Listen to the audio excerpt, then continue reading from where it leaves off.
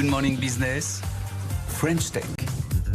45 millions d'euros. Bonjour Sébastien Beillet, vous êtes le PDG et directeur général d'Agicap. Vous êtes spécialisé dans la gestion de trésorerie pour les PME et les ETI. Vous allez pouvoir nous dire comment ça va puisque vous êtes un indicateur avancé. En tout cas, cette série C de 45 millions d'euros, ça vous valoriserait autour de 700 à 800 millions d'euros. Vous prenez clairement le chemin des licornes.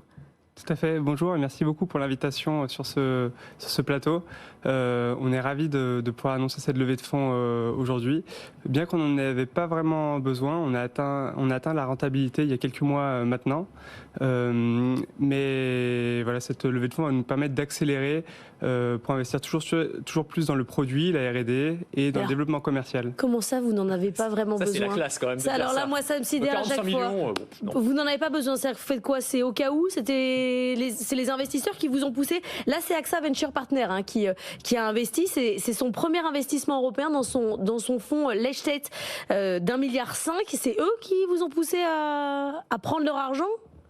Alors c'est nous qui avons pris la décision de lever des fonds. En fait, la trésorerie, c'est le nerf de la guerre pour les PME et les ETI, et en particulier dans le contexte actuel, qui est un contexte de taux d'intérêt élevé, un contexte de forte incertitude, et du coup, toutes les entreprises, toutes les PME, toutes les ETI ont besoin de piloter leur trésorerie, et c'est ce qu'on propose chez Agicap, un logiciel qui leur permet de suivre, prévoir et optimiser leur trésorerie. Et on pense que c'est le bon moment d'accélérer sur cette proposition de valeur. Parce qu'Anthony Morel, il nous parle d'intelligence artificielle tous les matins, mais 80% des ETI s'appuient encore sur Excel. Mais bien sûr, solution archaïque, même si Microsoft est quand même en train d'intégrer aussi de l'intelligence artificielle dans Excel via Copilot, mais vous, en gros, la solution que vous proposez, si je comprends bien, c'est de remplacer Excel avec une IA générative à laquelle on peut en fait poser des questions sur sa gestion de trésorerie et elle va aller récupérer toutes les informations dans les données de mon entreprise. C'est comme ça que ça fonctionne. Alors, il y a de l'IA générative, mais avant l'IA générative, ce que permet Agicap, c'est finalement de suivre la trésorerie en centralisant tous leurs comptes en banque sur une seule et même plateforme pour suivre les relevés de compte et gérer leurs paiements, prévoir la trésorerie en faisant des prévisions court terme, moyen terme, long terme, et ensuite optimiser la trésorerie en leur permettant d'éviter de payer des agios en équilibrant leurs comptes en banque, en leur permettant de placer leur trésorerie dormante, en leur permettant de mieux contrôler leurs dépenses.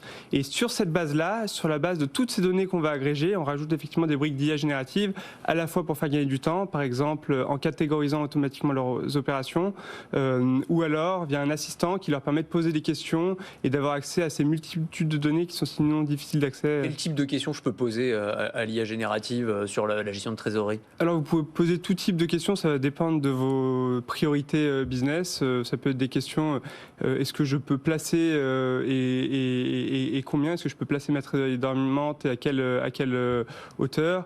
Qu'est-ce qui se passe si je rachète cette entreprise? Qu'est-ce qui se passe si je lance ce nouveau projet? Vous pouvez aller assez loin quand même dans le test, parce que quand vous dites qu'est-ce qui se passe si je rachète cette entreprise, c'est-à-dire que ça va vous tester sur votre trésor l'impact de votre croissance externe. Tout à fait, c'est un exemple qui peut être mis en place. Est-ce qu'une boîte, il y a eu l'affaire Kiabi qui a défrayé la chronique avec cette gestionnaire qui a fait des placements au final pour elle-même. Est-ce qu'avec l'IA, ça serait impossible?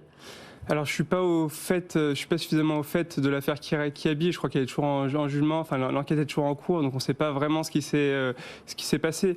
Ce que j'ai l'impression de comprendre avec les informations dont je dispose, c'est que avec un outil comme Agicap, l'entreprise aurait probablement pas mis un an pour se rendre compte qu'il manquait ces 100 millions de trésorerie. Mais encore une fois, je connais pas assez bien l'affaire. C'est-à-dire qu'il y a aussi des outils d'alerte, sans que vous ayez forcément à faire appel à l'IA en lui posant des questions, elle va vous alerter sur certains points à travers la plateforme dont vous parliez avant? Tout à fait, il y a des systèmes d'alerte par notification ou par email. Alors sans aller jusqu'aux 100 millions perdus pour Kiabi, quand même, les ETI perdent en moyenne 450 000 € par an en frais de découvert et en revenus financiers en raison d'une gestion sous-optimale. Là, vous êtes dans le nerf de la guerre, c'est-à-dire que rien qu'en optimisant, je récupère beaucoup d'argent. Voilà, on a lancé un sondage avec l'Institut Innofact il y a 2 mois maintenant. On a interviewé à peu près 500 directeurs administratifs et financiers en Europe d'ETI en leur demandant quel est votre niveau de trésorerie dormante, quel est votre manque à gagner. Et finalement, les résultats nous ont surpris, nous ont étonnés. 45 000 euros en moyenne de frais de découvert, frais d'agio, parce qu'en fait, elles ne prévoient pas leur trésorerie court terme. Elles ont de la trésorerie, mais elles équilibrent mal leur compte en banque.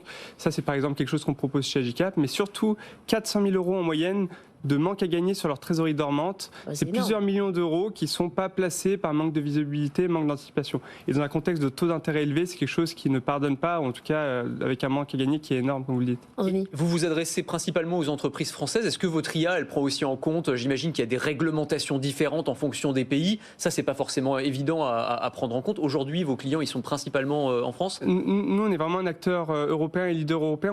On réalise déjà plus de la moitié de notre chiffre d'affaires en dehors de France. Avec nos gros marchés que sont le marché allemand, le marché italien, le marché espagnol et la Grande-Bretagne. C'est d'ailleurs sur l'Europe qu'on continue à accélérer. Merci beaucoup d'être venu nous voir ce matin pour nous parler d'Agicap. Sébastien Beillet qui était avec nous dans la French Tech.